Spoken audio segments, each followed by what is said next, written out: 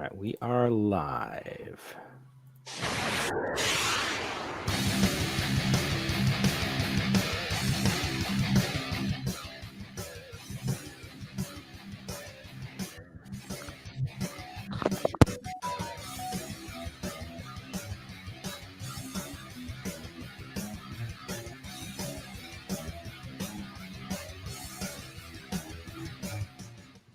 Welcome, everyone, to Comics and Variety. This is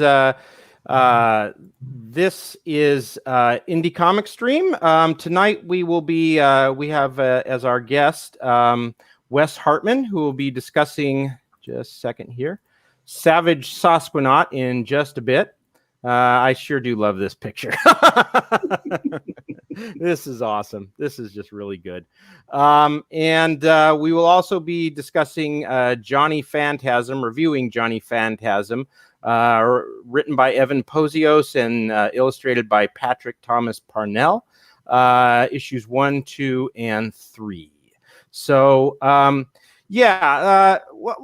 guys, tell me if this has ever happened to you. Okay, now my 4-year-old went to school today, and he's up until COVID hit, I had short hair, and then as COVID went and I couldn't get a hair, the pandemic lockdown went on. My hair started to grow out. I didn't get a haircut, and finally I decided, I'm having a midlife crisis anyway, so why not grow my hair out? I mean, what the hell? So, of course, for a 4-year-old, especially one who's kind of like me, he doesn't like change, who's always known his dad as having short hair. This is, he's starting to say, "Daddy, you need a haircut," needs to get a haircut. I'll leave him off with Mom, who's my ex-wife, and, he'll blurt out the window, "Daddy needs a haircut," before I go. So, well, at any rate, he goes, my Mom brings him to preschool today. And he was entering with some other kid, and the other kid, they mentioned that he got a haircut. And then my kid says, "Oh, yeah, I got a haircut too recently. And my daddy needs one too. He's a hippie and he smells."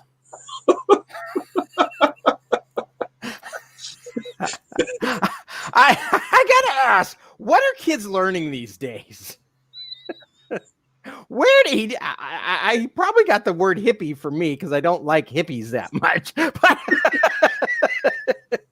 I don't know, Alexander. Has that ever happened to you? Are you there? We can't hear you. Oh, sorry. I said a whole series of things. I've never had that happen to me because I don't have kids. But I mean, I at this point, like, I just shave my head bald essentially, like every few, well, because like a haircut costs like $30, and it's like I ride a motorcycle, so I usually cut my hair close anyway, and it's like, you know what, I'll just buzz myself and call it a day, and that's what I've been doing because I'm boring. So, I mean, if you want to just just how would I put it? If you want to just make stuff easier, just shave all your hair off, and that'll make stuff way simpler. Fair enough. All righty. Let me stop this for a second, and we'll go back to this. Well, just an answer to that question too. My daughter is only just learning how to talk, and she's picking up all kinds of random words from anywhere and everywhere. So we have to be pretty mindful of whatever's on TV. And it's funny, even I was rehooking up the TV, all the wires and stuff after moving stuff. And I got real frustrated. I was like, "Ah!" Well, she even started mimicking that. Oh boy. Like, oh. Yeah, I know that I've gotten a little careless with the F word, and that resulted in my kid being out in a public area playing with other kids and telling him to stop knocking over his fucking blocks. So I'm guessing that you were by turns mortified and falling over laughing. Well, he said it twice. At least he used it correctly. Well, that was my first thought. I wasn't initially mortified. I was just like, "Oh my God, he knows how to use this word correctly." And then he says it the second time. I'm like, "Oh my God, he knows how to use the word correctly." And yeah, that that ended up with a quick trip to the men's room and a little swat on the behind and a big talking to. Let's see, we got a what do we got here? Wes has the most outrageous frat swoop going. Okay, fair enough. Touché. Fair enough. That's because I did get a haircut last week. Cool. All righty. Let's go over. Well, here's Savage Sasquanaut, and we'll be talking about that. And just want to mention that there is a link to that in the description below. Let's get Wes to his $500 flexible goal on Indiegogo. He also has one on Kickstarter that's doing really well. But let's get him the rest of the way to his goal on Indiegogo. And of course, my comic book Tilt, link to that. The sign up page is also in the description below. I will be launching that on Monday. And I swear to God, I always do. Here it is. It drives me nuts every time I come on the screen to talk about just for a minute about Tilt. This is the magnet. All right, I've already ordered the free magnet that you will get if you sign up for on the sign up page here. I always manage to misplace it. But at any rate, here's the magnet. Yes, I've already ordered them. You may be saying to yourself, will Doc Hogg have enough magnets to give them to all the people who signed up? Well, hey guys, sign up. Make me sweat. Let's see if you can cause me some anxiety. That would be good anxiety to have, because the more people who sign up, hey, I'm right there. So that's a good problem if you get too many people. I could live with that. I certainly could. All righty. Before we get to Savage Sasquanaut, Gal Gadot, aka Wonder Woman, has been cast as Cleopatra. And this is causing some consternation. Wonder Woman's week has been anything but wonderful. Are you guys seeing this on the screen? Just got to ask. Yeah. Okay. Actress Gal Gadot announced this week she'll star as legendary Egyptian queen Cleopatra in a film from her Wonder Woman director, Patty Jenkins, and some of the reactions have been contentious. Which Hollywood dumbass thought it would be a good idea to cast an Israeli actress as Cleopatra, a very bland-looking one? Bland, my ass. Yeah. Yeah. In what universe? Instead of a stunning Arab actress like Nadine Najem. Now, I've never, journalist Samira Khan tweeted Sunday, adding, "Shame on you, Gal Gadot. Your country steals Arab land and you're stealing movie roles."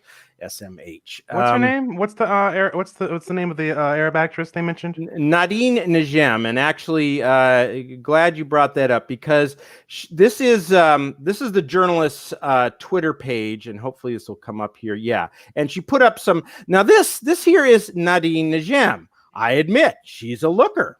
Yeah. Okay. Not bad They're at both all. Gorgeous. Gorgeous.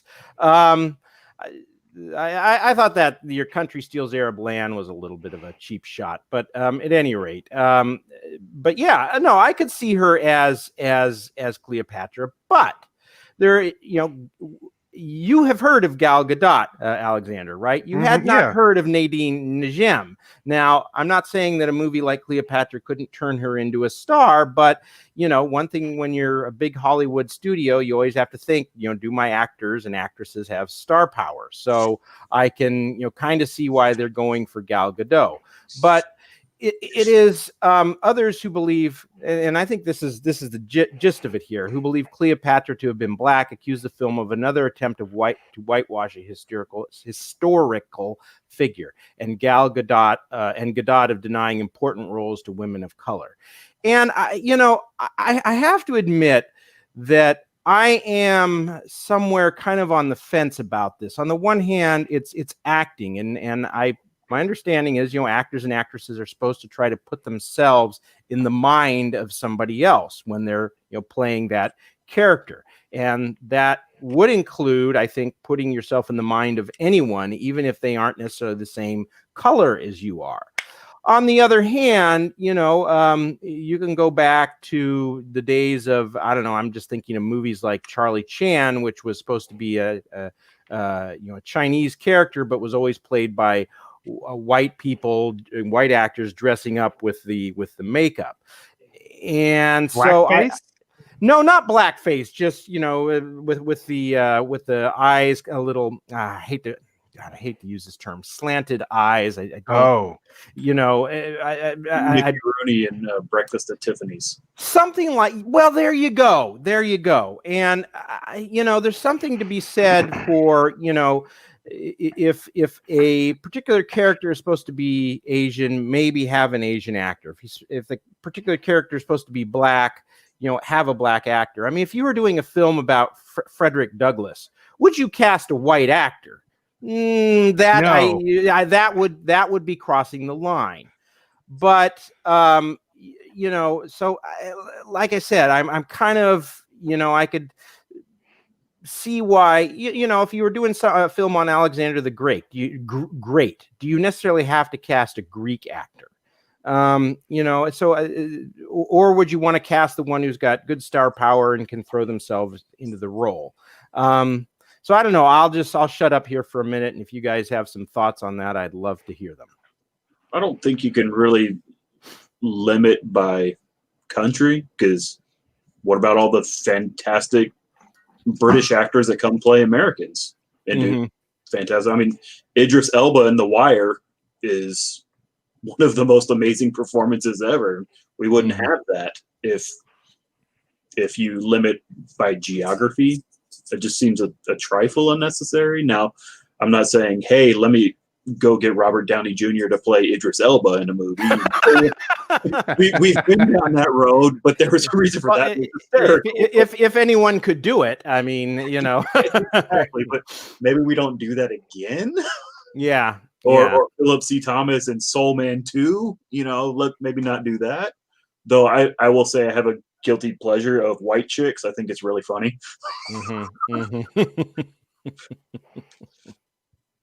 So never seen that one.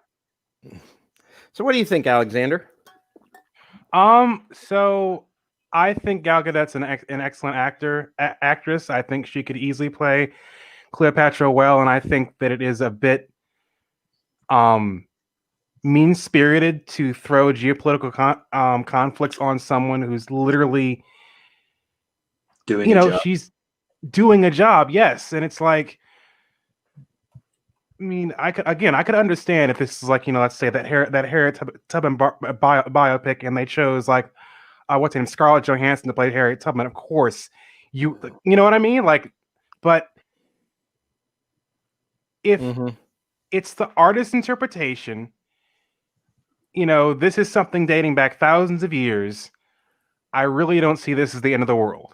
Yeah. Come on, people. Yeah. All right. Let me throw out a hypothetical. Let's say that they're trying to cast actresses for a Harriet Tubman role, and Scarlett Johansson absolutely does the best job of throwing herself into the role. You would still say no in that case. As Harriet Tubman? Yes. No. Nuh-uh. Okay. No, right. I would not. Yeah. All right. And maybe as a supporting character and whatnot, but not as Harriet Tubman. That would not make sense. Yeah. And I could easily see every single, the NAACP and every black oriented historical society blowing a gasket, because that's deeply offensive. Now, I'll end this segment. We'll get to Savage Sasquanaut here in just a minute.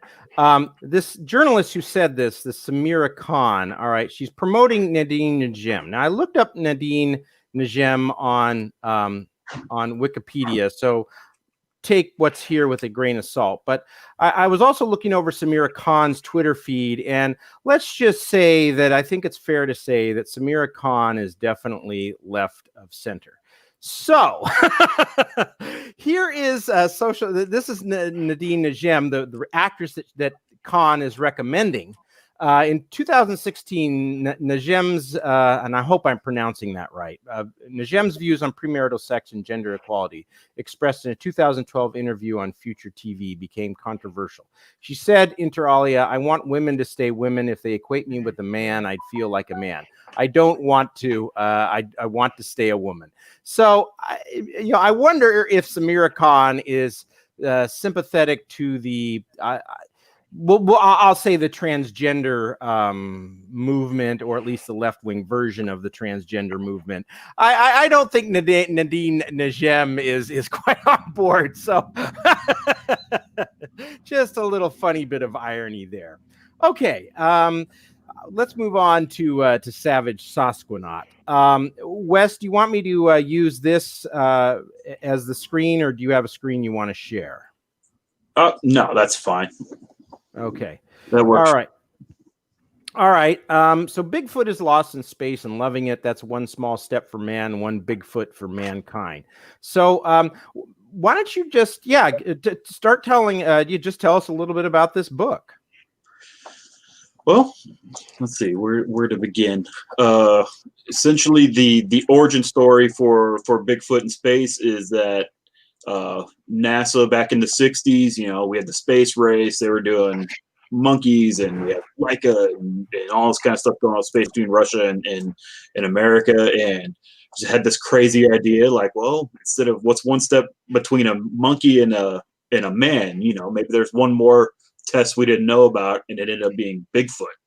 So NASA launches Bigfoot into space after capturing and think something goes awry, kind of Fantastic Four space rays, and transports him across the galaxy. And all of a sudden he finds himself on the other side of the galaxy, the universe, with all kinds of aliens and spaceships, and just getting into trouble everywhere he goes, because he's a Bigfoot from the Appalachian woods. He doesn't know about spaceships or space or much of anything. So it causes all kinds of problems, but he's never one to admit that the problem's too big for him to handle. So he just handles it as best he can, and which leads to hijacking a spaceship from the Empress of the biggest intergalactic empire, getting into arm wrestling competitions. And it goes on and on. And this is the fun issue 4. In issue 4, we kind of meet a space siren, and just all kinds of good times, man. It's the sirens from the Greek mythos with Odysseus. Is that kind of what it's based? The siren is based on? Yeah, it's based like that's the root origin, and it also kind of admittedly came from Telemundo. If you ever watch like Telemundo channels or anything like that, they always have the most insanely hot women just like randomly showing up, and I don't know what. And my buddy Tony was here from Mexico, and so he has this stuff on. We're talking about it. It's like, man, there needs to be like some kind of like crazy space Telemundo girls. And what happens? Oh, they're sirens, of course. And well, it became this whole thing that it whittled down to one, but there was going to be like a whole group of them. Like, we'll go with one because it's a whole lot easier to do in one issue. But yeah, that's the origin. Telemundo and the Odyssey. All right, let's take a quick look at the YouTube video here.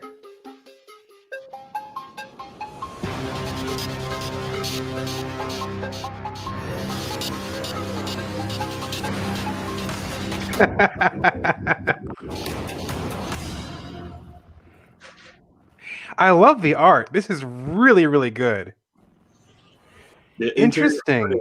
By Gabe Santos, man. This is brilliant. 1 through 4. Yeah. Through space, Sasquanaut finds himself back on Earth. As the days and years go by, he realizes this is not his Earth, and this is not, in fact, his forest throne. Forest throne? But before he can consider this too deeply, a mysterious woman appears and offers him anything and everything he can dream of. Will Sasquanaut fall under her spell and surrender his will to her whims? Or will he realize his deepest desires and set himself free? So far, I've successfully crowdfunded fulfilled 3 previous campaigns, and once more I'm turning to you and asking for your help to fund the print run for issue 4. Thank you for checking out my comic, and thank you for your pledge and support. Please share the campaign with all your friends and followers, and pledge today.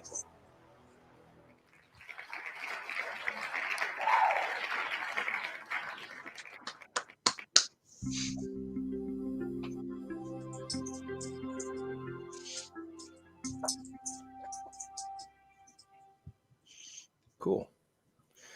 So Tell us a little bit more about the character Sasquanaut, about his personality. Yeah, he's I like your description as the alpha male.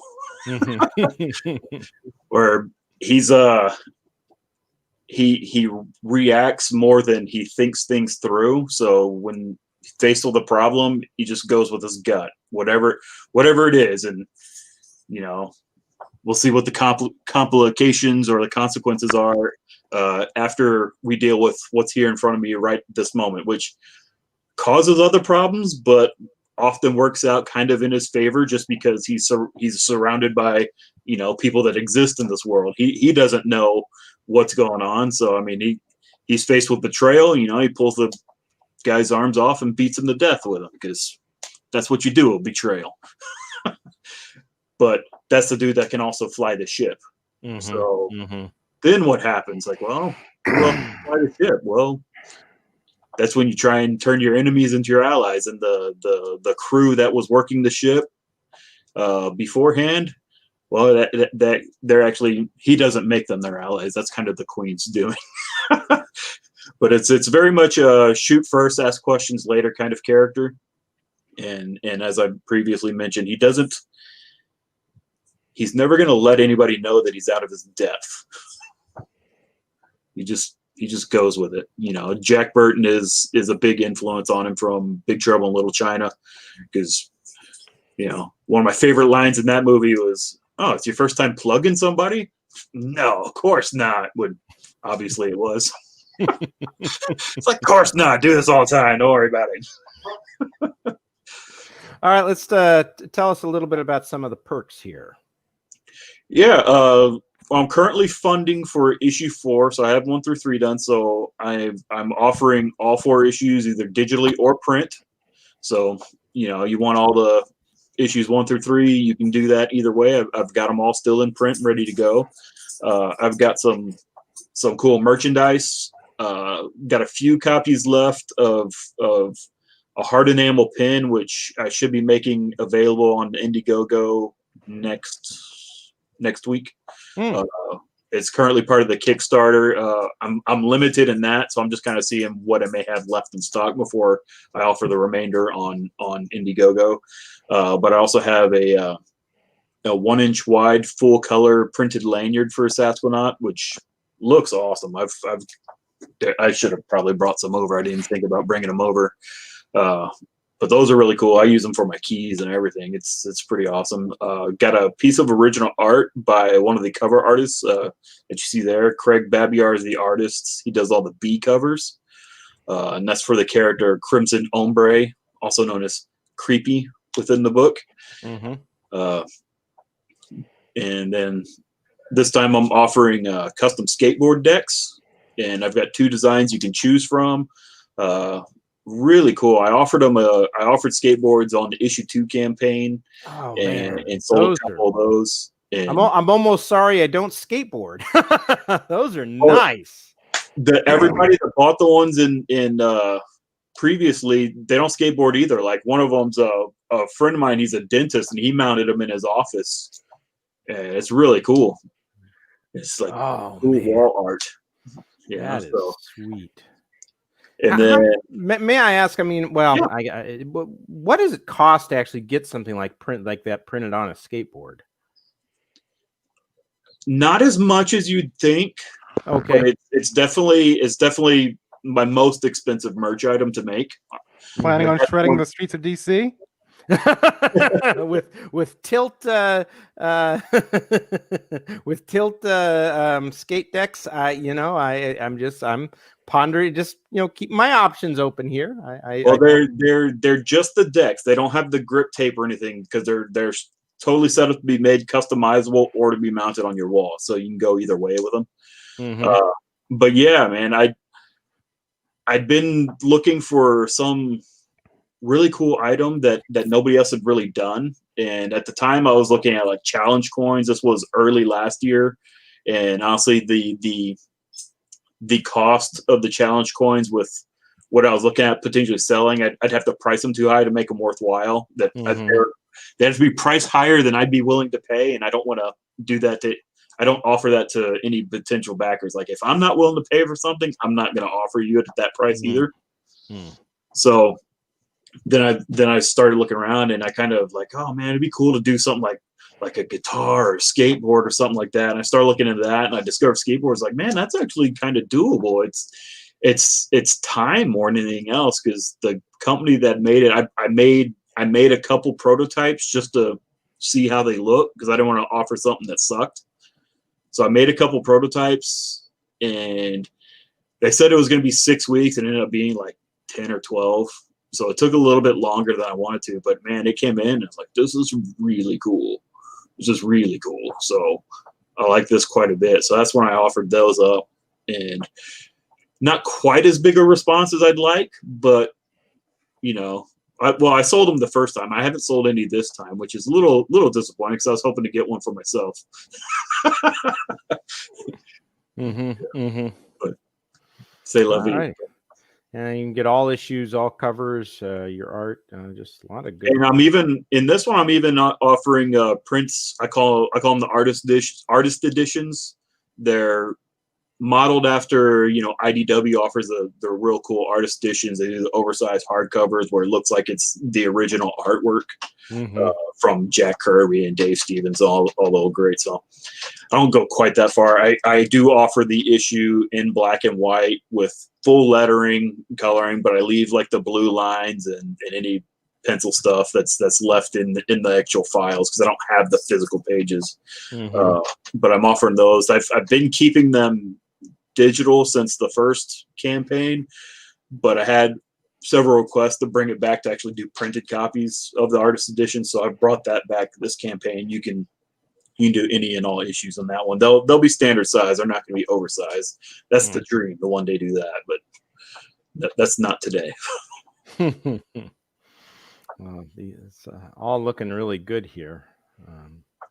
Yeah, this is like I mentioned before. This is Gabe Santos as the interior artist.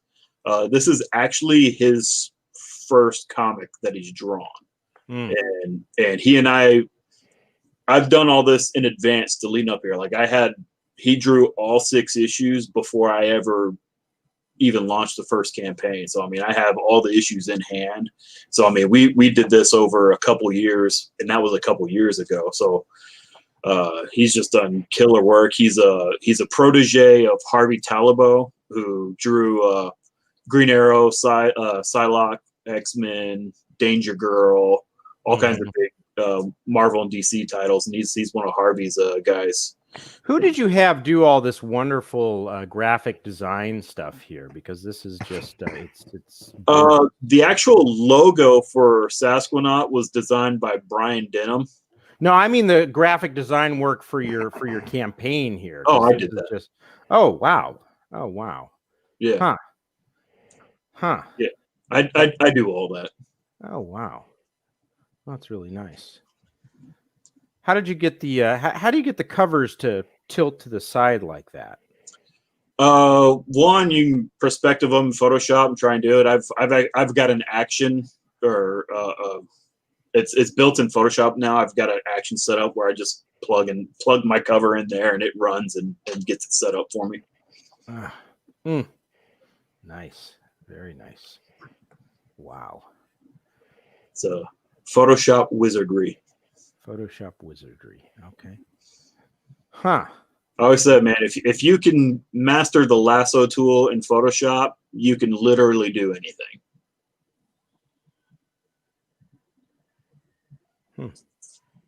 Wow.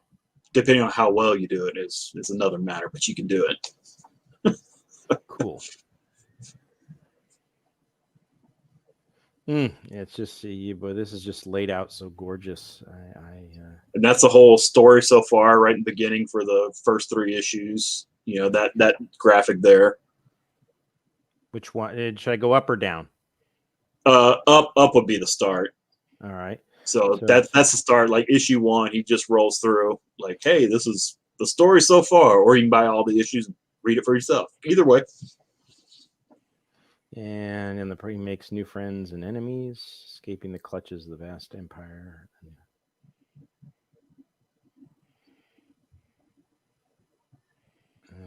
Yeah, that's it. This is great. Okay. Well, anything else you want to tell us before we move on to Johnny Phantasm? Any questions you've got? Other questions you've got, Alexander?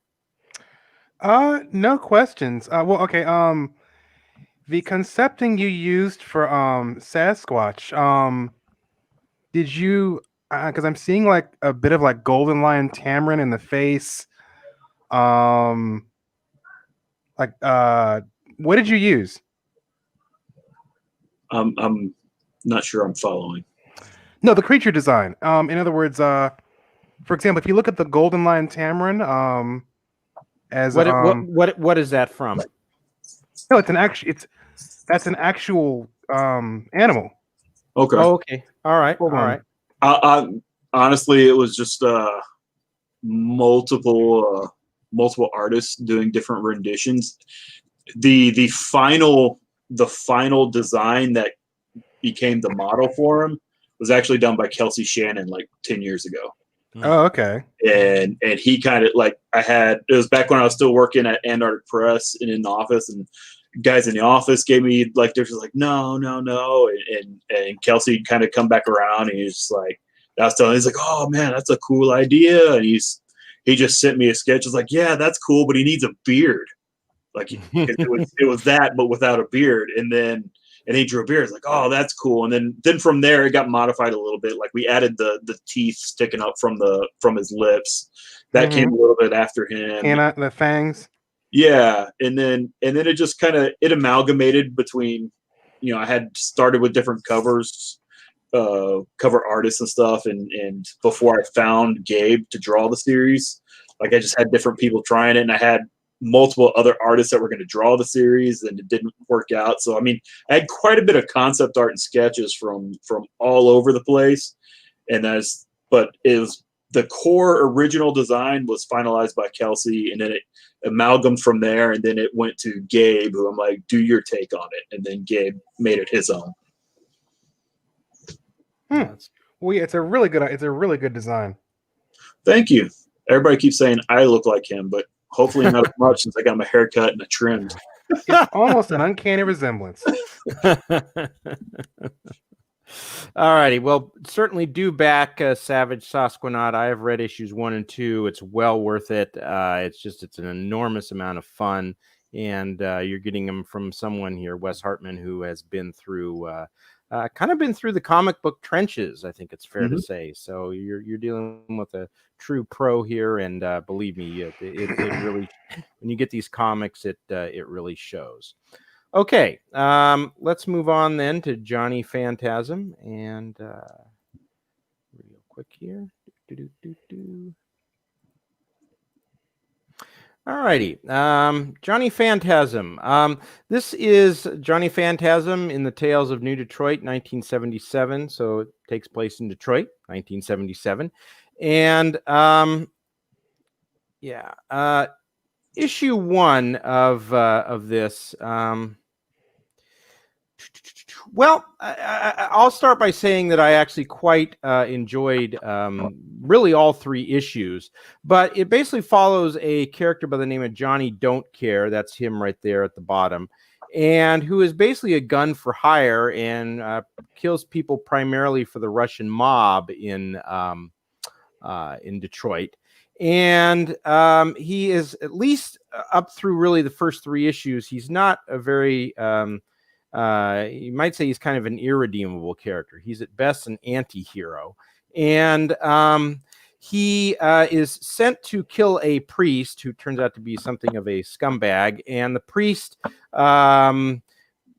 lays a curse on him, which changes him into a phantasm. And with this newfound power, he goes out basically on something of a murder rampage, scaring all of the crime bosses in Detroit.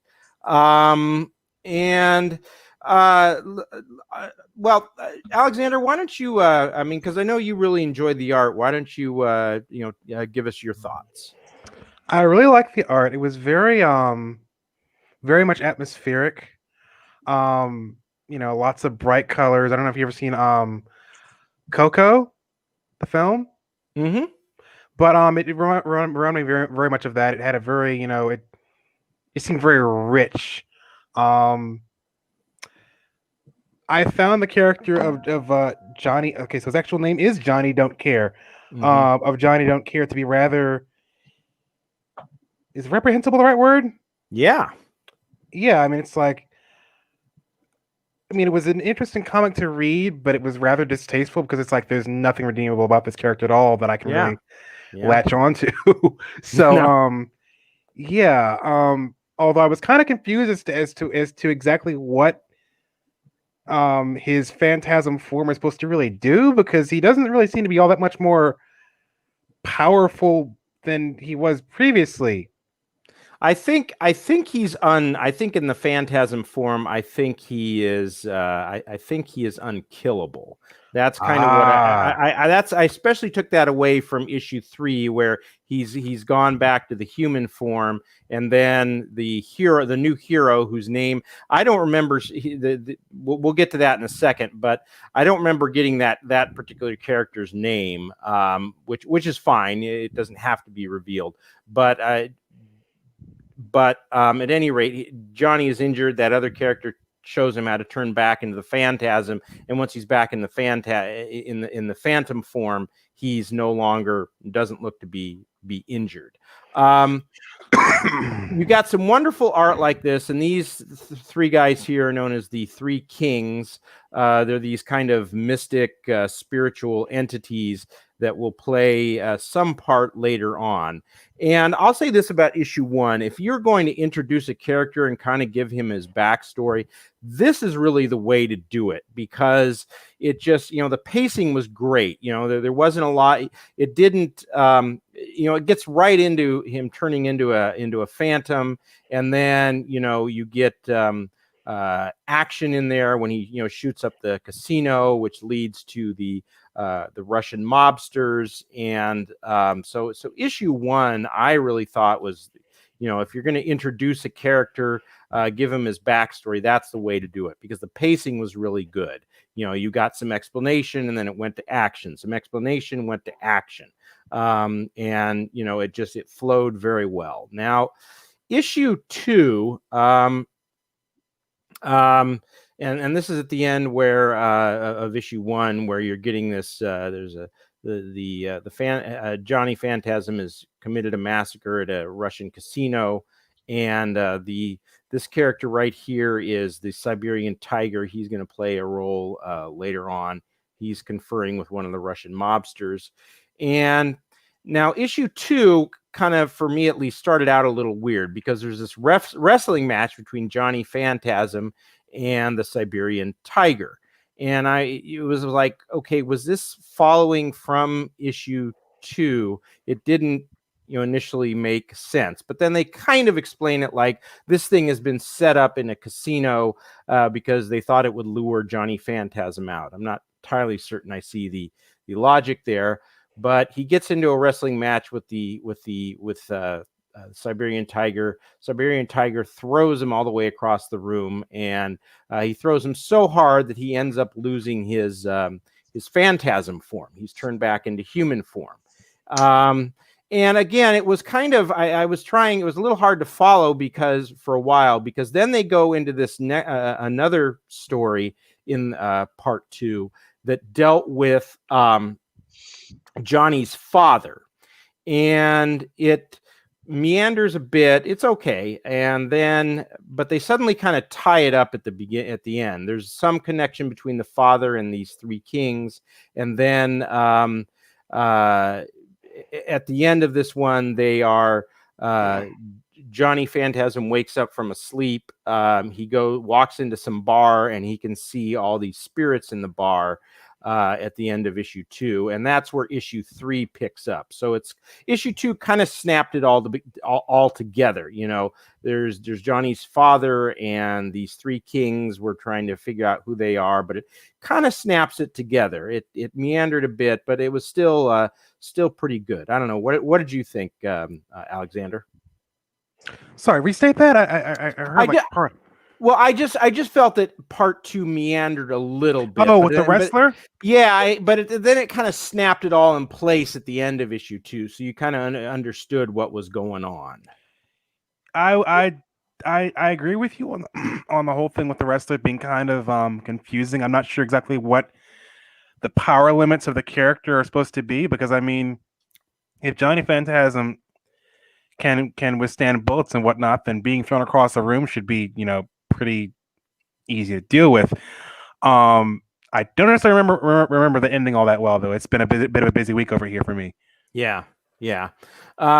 Well, there was this explanation that the boy is going to need some help. There was an explanation from one of the three kings, and it might have been in issue 3. This is Johnny Phantasm in this bar. The bartender doesn't see any of the spirits. Johnny does, so he still has the curse or the hex on him. And then they bring in, again, I never found out, I can't remember who this hero was, but Johnny's basically being attacked in his human form. This hero comes in to kind of rescue him, and you can see this is the sword that was sticking in Johnny Phantasm, so he's injured. And he explains to him how to turn back into the Phantasm, and here he is. So you can kind of see, like, here he's turning back in the Phantasm, the sword's going out, so I think, and it looks like in all these other pictures he's not injured anymore. So I will admit that is a little weird that he's unkillable in this form. But and the way they explain it is, one of the kings said, well, the Siberian tiger gave him such a throw that it was so hard it knocked him back into human form, which I can kind of understand, but it does, you're kind of right. They should have shown that visually. Yeah, they should have shown that. They could have shown that.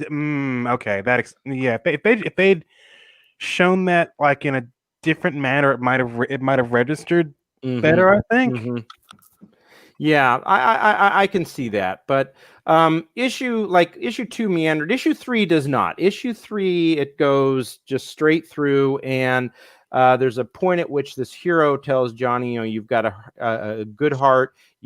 Which I actually found a little difficult to believe. He hasn't shown it so far, but it looks like they're going to try to turn him from an anti-hero into a hero, and I think that's kind of where they're going to face a little bit of a challenge. I mean, they need to, if they're going to make him a hero, they need to do it kind of gradually. They need to have show actual progression, not all of a sudden he's donating to the SPCA and going vegan and yeah, he's not rescuing a burning building filled with little children and puppies right off the bat.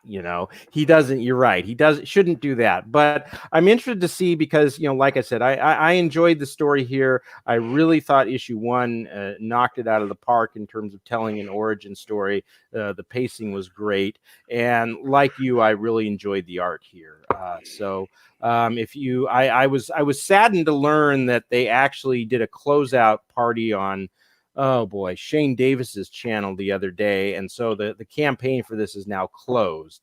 I'm sorry we didn't get to it a little sooner, but whenever issue 4 comes around, I would recommend that to anyone watching that you get this, because it was a lot of fun overall, and Evan Pozios and Patrick Thomas Parnell have done a really nice job here, and I really enjoyed this.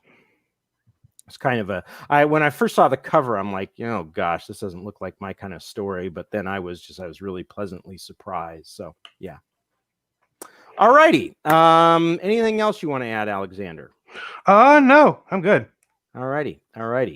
Okay. All right, Wes, why don't you just give us one last plug then for Savage Sasquanaut, and I will bring it up here on the screen one more time.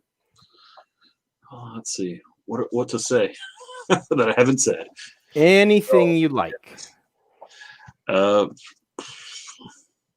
One thing that's been eye-opening for me doing this series is when I get feedback from people writing reviews or doing video reviews such as yourself. Most often, the first thing the reviewer will say is, I didn't expect to like this. This isn't my kind of book. I had no hopes going in. and every single one of them has come back and just said how much they've enjoyed this book, and that has been so overwhelming that it's just like, man, people are really getting it. People are really digging it. You know, it's been crazy because, you know, I've worked as a colorist freelance in comics for nearly 20 years, and as a colorist, you're pretty much overlooked. You know, nobody cares. So it's one of those things. This isn't my first comic I've written. This isn't the first thing I've put out, but it's the first thing I've self-published, and to say I've actually gotten fan letters now because of this is just kind of mind blowing to me. I'm like, man, that's good. I have people, I have fans, you know, and like I can say I have fans, you know, and I've got a dude, I've never met him, you know, Zachary Zeddy this time. I don't know if you follow my Twitter or my Facebook page.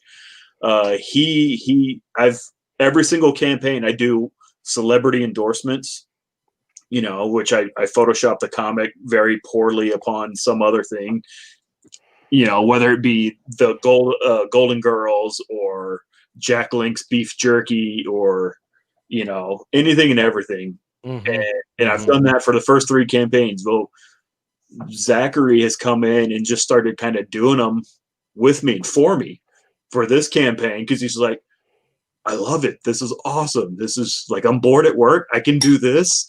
This is so much fun. And it's just like, man, I've got a fan that's now doing things for me. And, you know, it's like, oh, that's so mind blowing to me. I had a guy last time do fan art, and it was so great. I bought it off him to use as a part of the stretch goal. And and this time I used him. He's going to be part of one of the direct perks.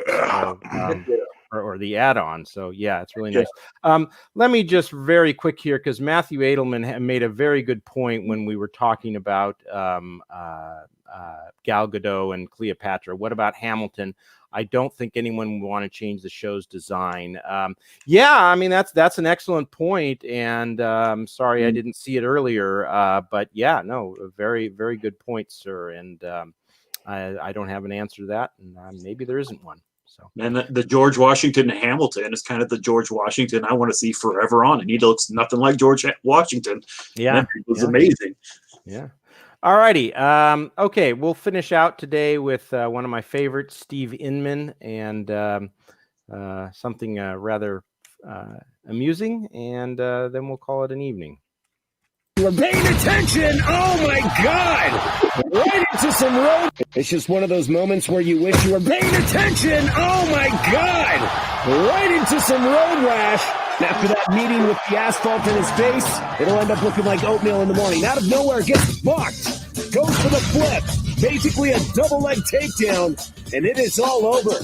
Take a quick look at the ludicrous cam. You can see right here by his actions, we wish he would have. As a motorcyclist, this is my nightmare. Like, I'm dead ass serious. I've been riding for 3 years. God! Right into some road rash after that meeting with the asphalt in his face. It can happen that quickly. I mean, I've basically a double leg takedown, and it is all over. Take a quick look at the ludicrous cam. You can see right here by his actions, he wish he would have. Bitch, get out the way! Get out the way, bitch! Get out the way! It's just one of those. All righty, that's enough for this evening. I just want to say thanks again, Wes, for stopping by and sharing Savage Sasquanaut with us. Come on. Oh, you're welcome. The link is in the description below. Do go to it, and again, you will not regret it. Do back it. Also, sign up for Tilt 2. You'll be getting a free magnet when you purchase Tilt 2 to put on your refrigerator. And I will be launching Tilt 2 on Monday, and on Tuesday on this show, I will have one of my artists doing some sort of artistic endeavor, whether it's drawing or coloring. Don't know which one just yet, but hopefully I will know by Tuesday around showtime. So, and Alexander and I are going to take a look also next week at Chromosome 96. So thanks everyone who stopped by, and yeah, have a great evening. Bye everyone. Bye.